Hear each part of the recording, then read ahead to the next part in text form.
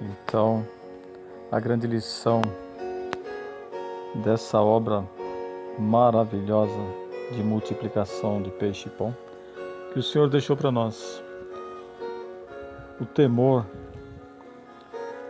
de Deus é o princípio da sabedoria. O que Ele nos ensinou através disso sempre foi amar o próximo como nós mesmos.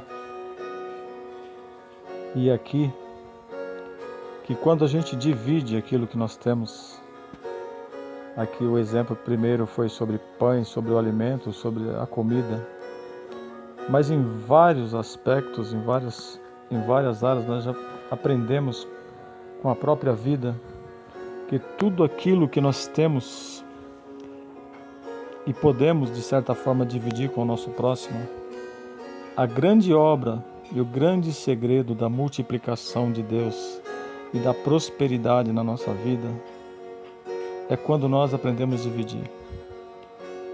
Muitos que pregam aí a teoria da prosperidade, que fala muito de salário, de carro, de casa, de dinheiro, e não entende que a palavra diz que nós devemos primeiro buscar o reino dos céus e as demais coisas nos serão acrescentadas. Aqui está o exemplo do povo que primeiramente, já também num tempo difícil e escasso, deram prioridade às coisas celestiais.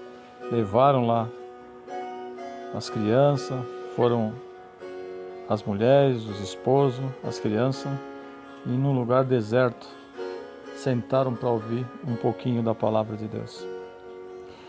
E quando eles deram essa prioridade para o Senhor não os abandonou, não deixou eles voltar para casa vazio. Mesmo no momento em que já tinha esgotado o dia e que os discípulos pediram para que eles fossem dispensados, o Senhor pegou o que tinha, somente aqueles 5 pães e aqueles 2 peixes, e que na mão dele, aos olhos de muito, era pouco, nas mãos do Senhor se tornou bastante. Cresceu. A cada momento que ele ia dividindo, aquilo ia se multiplicando. Na mão dele, quando chegava na mão dele era pequeno, mas quando saía dele se tornava grande.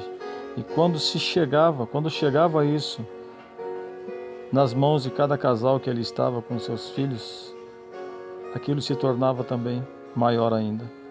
Então, muitas das vezes, quando nós pegamos um pouquinho que nós temos, quando dividimos aquilo que nós temos, quando sentimos da parte de Deus de levar em algum lugar, para alguma família, para alguma pessoa, seja o alimento, seja o calçado, seja a roupa, seja algum outro objeto, com certeza, quando passamos a dividir o que tem, Deus já tem tomado providência para que outras coisas cheguem na nossa casa.